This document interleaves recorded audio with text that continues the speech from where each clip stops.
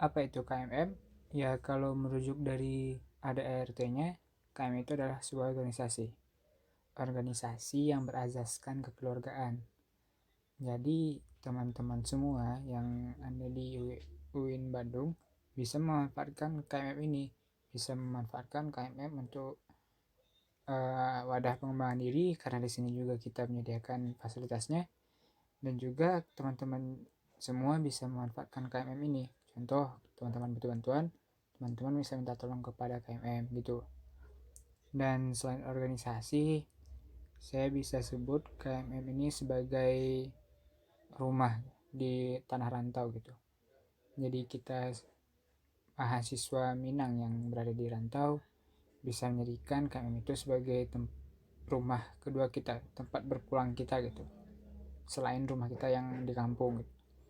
Jadi kita di sini bisa berbagi duka, bisa berbagi tawa, dan berbagi cerita gitu. Jadi selain organisasi, KMM juga berfungsi sebagai sebuah rumah tempat untuk kawan-kawan pulang gitu.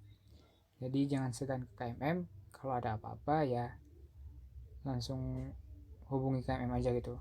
Dan insya Allah kita semua akan memenuhi, kita semua akan mencoba memenuhi harapan-harapan teman-teman untuk KMM yang lebih baik lagi.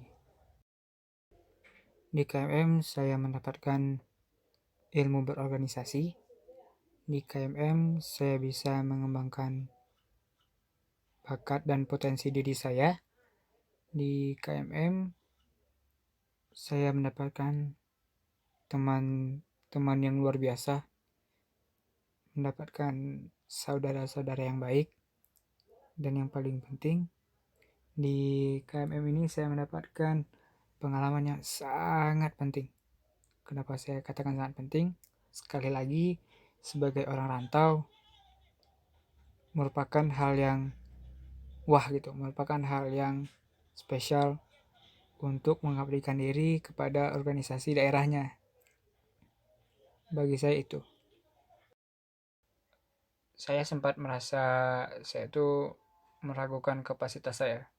Apakah saya layak memimpin KMM?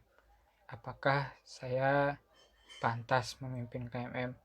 Apakah saya mempunyai kapasitas untuk memimpin KMM? Nah, saya sempat meragukan diri saya sendiri gitu. Tapi berkat dorongan, motivasi, dan semangat teman-teman semua yang telah memberikan amanah ini, saya juga berusaha untuk menghilangkan rasa ragu tersebut. Sehingga ya sampai saat ini kita sudah menjadi pengurus, alhamdulillah semuanya lancar gitu. Dan rasa ragu yang sempat saya rasakan tadi ya udah sirna gitu. Dan selain merasa ragu, saya merasa bangga gitu bisa memimpin sebuah organisasi. Ya, siapa sih yang tidak bangga menjadi ketua pemimpin gitu, ketua organisasi gitu ya. Organisasi Minang pula yang notabene saya besar di rantau, tapi akhirnya saya memimpin KMM itu. Rasa cinta terhadap kampung halaman itu tidak akan hilang gitu walaupun saya dibesarkan di daerah Bandung. Terus saya sempat merasa bingung.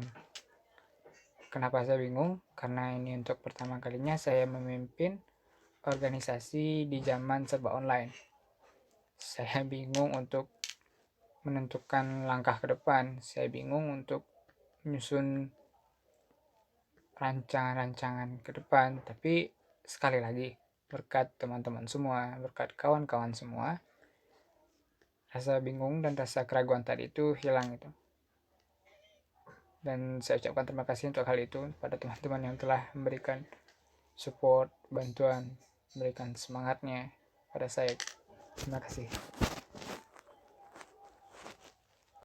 Apa filosofi di balik nama kabinet Ambon Pagi? Karena Ambon Pagi itu saya maksudkan sebagai kerendahan hati gitu. Sebab dia tulus tiap hari untuk turun ke bumi, untuk membasahi dan memberi kesejukan kepada pagi supaya mengawali hari dengan energi positif. Dan harapannya dengan nama kabinet ini, kepengurusan periode sekarang itu seperti embun, rendah hati, dan tulus. Memberi harapan baru bagi KMM yang lebih gemilang, KMM yang lebih baik ke depannya. Ya, jangan terlalu kaku gitu, santai saja. Asalkan masih dalam fase yang wajar gitu ya. Dan lebih mendekatkan diri kepada teman-teman yang lain, teman-teman angkatan bawah misal, tidak terlalu kaku. Dan saya juga berusaha tidak memberikan kesan wah ketua umum kudu harus gini enggak. Kita semua di sini sama gitu ya, sama-sama anggota KMM. Dan dalam menjaga komunikasi yang baik, ya pembahasan komunikasi kita itu tidak melulu soal organisasi, juga bisa mungkin soal lelucon atau apa gitu kan, jokes. Jadi ya dilemesin aja lah gitu, jangan terlalu serius, jangan terlalu kaku, tapi masih dalam jalur yang benar gitu. Itu saja.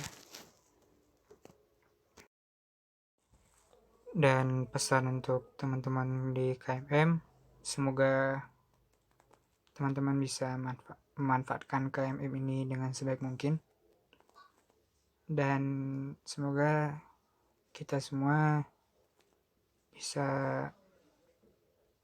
menjadikan KMM ini sebaik-baiknya organisasi gitu. Dan jangan takut untuk lelah, jangan takut untuk capek berproses di dalam KMM, karena jikalau kita menuai sesuatu, kita pasti menerima hasilnya gitu. Dan Allah tidak akan diam saja ketika seorang hambanya itu sedang berusaha gitu. Dan insya Allah apa yang kita lakukan ini bernilai pahala di sisi Allah. Jadi ya saya pikir marilah kita semua sungguh-sungguh dalam mengelola, dalam menjalankan amanah ini. Karena ya kalau bukan kita siapa lagi gitu. Dan sekali lagi harapan saya untuk teman-teman semua, yuk sama-sama kita jadikan KMM ini sebagai sebaik-baiknya KMM. Sekian dari saya, terima kasih.